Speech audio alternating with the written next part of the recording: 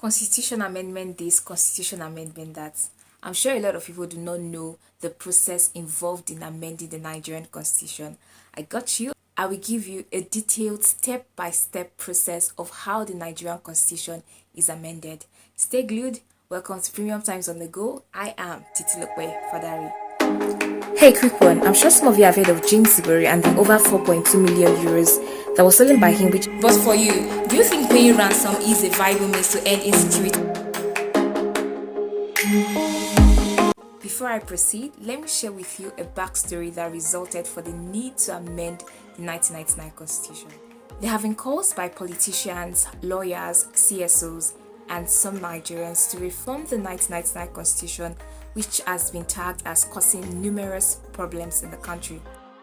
Recently, the Speaker of the House of Representatives, Femi Gbajabiamila, described the 1999 Constitution as a product of hurried national compromise that is short of standard.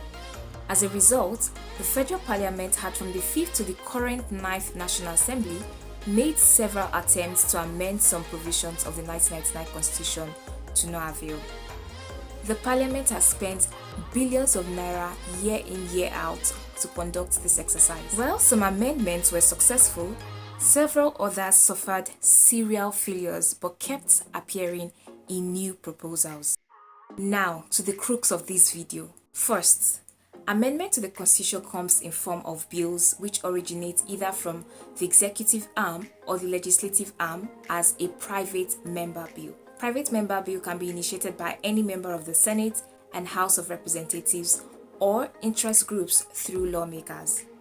Both the Senate and the House of Representatives have separate constitution review committees. They take inputs from members of the public via public hearings, which is the current stage. Next, there will be a voting process in both chambers of the National Assembly. Each of the bills for amendments will only scale through if it gets the support of 2/3 of each of the chambers, that is 240 votes out of 360 in the House and 72 out of 109 votes in the Senate.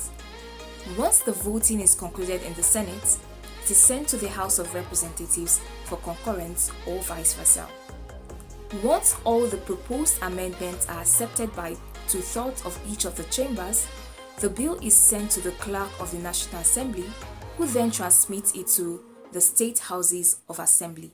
Now, 2/3, that is 24 of the 36 states, must approve each clause by a vote of simple majority, which is the highest number of votes cast for each of the proposed amendments.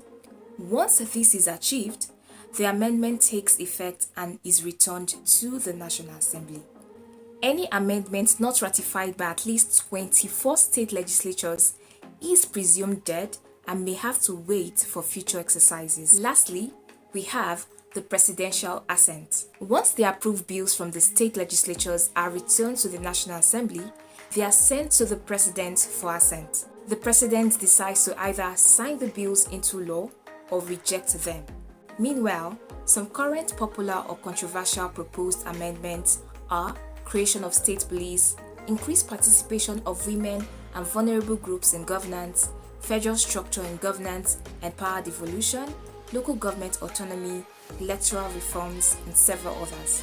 Now you know the processes involved in amending the Nigerian Constitution. Which of these amendments are priorities to you? Let's know in the comment section.